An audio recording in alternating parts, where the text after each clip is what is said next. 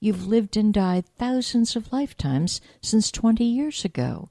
But if you're still stuck in the same rut you were in 20 years ago, whoa. But at any rate, he wanted me to meet a beautiful woman that he's very fond of, and I was delighted to meet her. She's just a spectacularly lovely being. But he got talking about the old times and reunions and things like that. I got to tell you, I was not comfortable in grammar school. I was not comfortable in high school. I was not comfortable in college. I would certainly not be comfortable at a reunion. I never felt particularly part of things.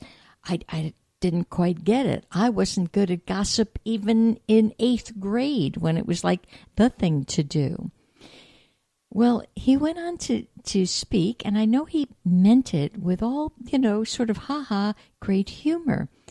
Apparently, at this reunion, which now also has to be like 20 years ago, a mutual fellow that we know reported back to the guy who's now sitting in my living room. So that guy could 20 years later report it to me. And it was so hurtful that I had to spend like the next day shaking it off. Apparently, 20 years ago, I don't think I had opened my stores yet in New Jersey. No, I'm quite sure I had not. Maybe so, maybe it doesn't matter. But I had already written and published a book called The Universal Laws. It's called Spiritual Laws, a Handbook to Higher Truth.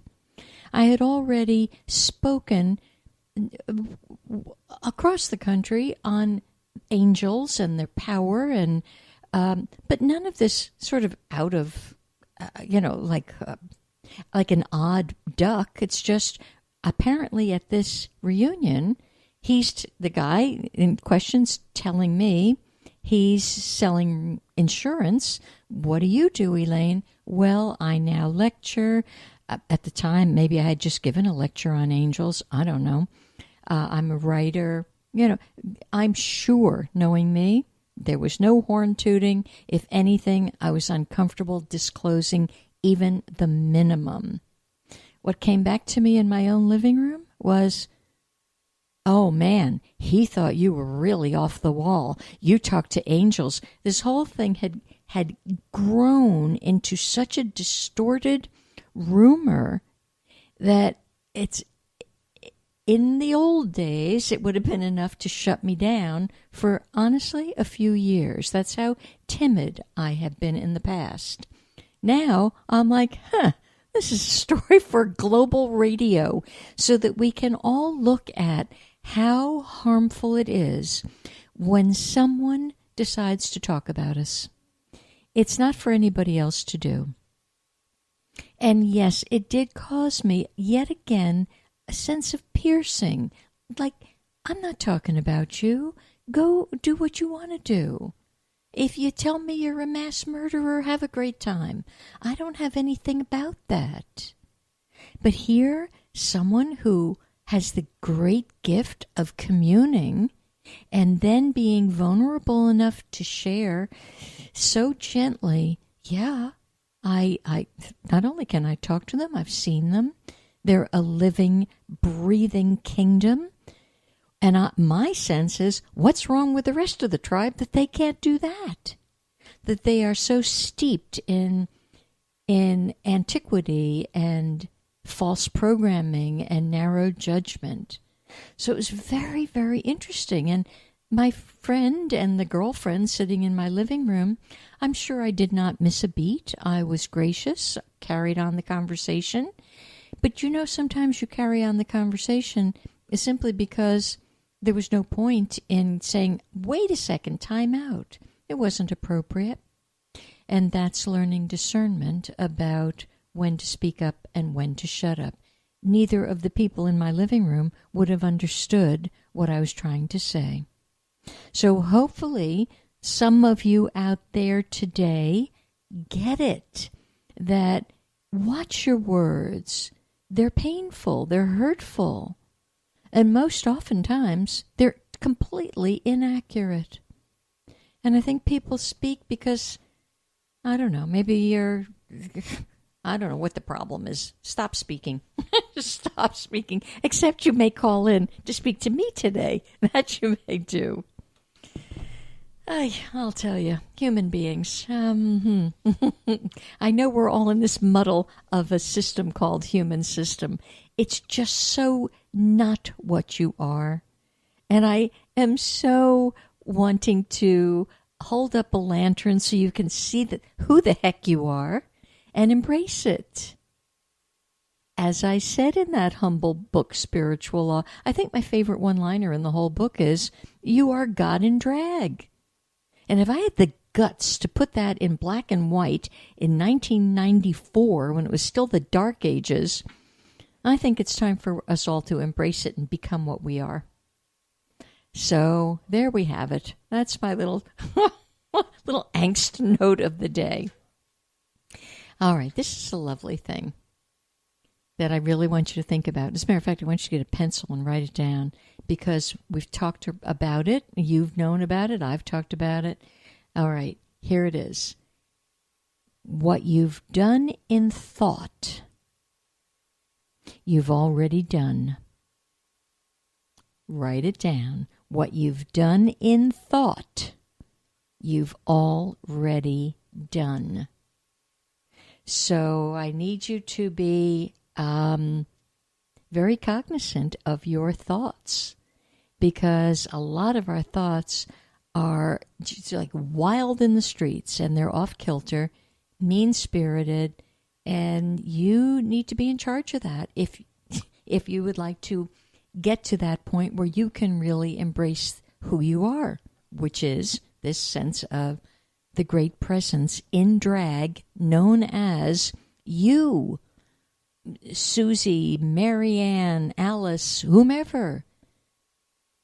But you can't get there without the discipline. You need the discipline. You need the step-by-step following things like what you've done in thought, you've already done.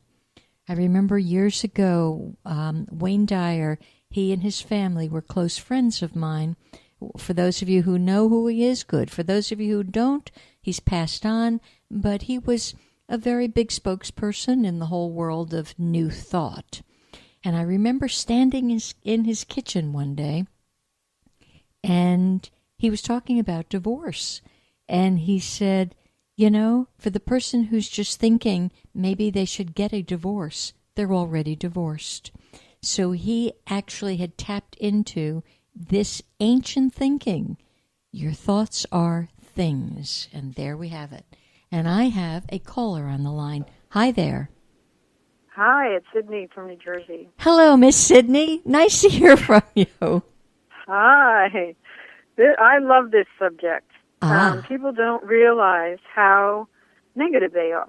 We have a common phrase, don't forget to blah, blah, blah. Uh-huh. Well, why isn't this phrase, remember to blah, blah, blah? That's right. There it is. It's that simple. It's all backward. It's backwards, and it's not reinforcing what we want. You're saying the word forget, and you want the person to remember. So we're not helping our cause. It's that simple, Sydney. You're correct, and it's because we've become very careless with our words. I don't know whether we think we have to get it all out there, but it becomes like this verbal vomit. It's like enough already. And I have to say, I think some of the talk shows contributed to this. Well, we're so inundated by media, and so we're taught media. I have a quote in one of my collages, and it says, if you can't improve upon the silence, don't say anything. And there it is. That is a beautiful quote. That is just so true. If you can't improve upon the silence, don't say anything. And the world is so noisome right now. It's distracting. Well, people are uncomfortable to be in silence. Well, because they've lost their sense of centeredness in the silence with a capital S. Because I'm convinced silence is another name for God. Yes. And here, the media, which diminishes us. You know, there's someone said once that the word television really is this box telling us a vision, telling us a story. Somebody said, tell your own story, read a book, write something, have a conversation, take a walk. That is the truth. Yeah. Yep. You get mesmerized by this storytelling, which has value. There's a lot of valuable things in the media, as well as those that just eat up our time and energy and whatever. But talking about creation, the creative process does start in your mind. I mean, and if I don't know the Bible well, but if they say God spoke the world into being, that's pretty powerful stuff, you know? And, you know, to read these books about creating or prayer and whatnot, so many people say, oh, I'd love a red sports car. And then they diminish it by saying, but I'll never afford it. That's right. That's right. You know, we take it away. Absolutely. As quickly as they speak it, they abort it. Yeah, so things like a vision board, a collage, and all this positive, you know, creating a positive thing for ourselves or having a positive mantra. And to your point, if you start to think of something negative or you're getting caught in some whirlwind, to have something to replace it with, like a prayer or your favorite mantra or, you know, whatever, to fill in that space with something that's precious and valuable. Yep. Yeah. No, it's really learning honesty within ourself for ourself, and then that extending that authenticity into their other selves, their outer selves. As I'm honest within myself, it radiates to you, Sydney, and to the work I'm doing, and to the street I'm walking upon. So it's quite a simple process, but because we're so unaware, it's not happening for us because it's too disjointed, it's too fragmented. Absolutely. So if you started to think the thought, what would I be thinking about if people could hear what I was saying or read it in the bubble above my head? What would it? How would you would be a better steward of what was happening, right? Yeah. And you're right. The vibe, your vibe, when people are happy at what they're doing and they're joyful and they're thinking loving thoughts and positive and whatever, your vibe changes. So then when I come into your presence, you have this glow and this vibe. So then that affects me, and I can be lifted up by that, right? Energized. They say that dolphins, when they send out a beam of sonar so that bounce off their buddy, when the pattern comes back from their buddy, if it's sad, they bounce. Then they send out another pattern that changes sad. So they're a community that wants to keep aligning and uplifting. And we have that ability with our words and actions, but we get lazy. And we've been taught otherwise by the media. Well, it's been well programmed even before the media. I mean, you know, we're in the Kali cycle, which is the cycle of destruction, and it's just about over. But that's what's happened. These 1,000 or so years of really down to the bottom. So, you know, it just has to play out, and it is playing out. You're right. But those of us who can hold the candle, if you will, or the lantern, just hold it up high enough so that it drip by drip, another person will see it and have that little bit of hope, really as the dolphins do. Just send out that little signal, and then another one sends out that little signal. It will change. We'll move out of this age sooner or later.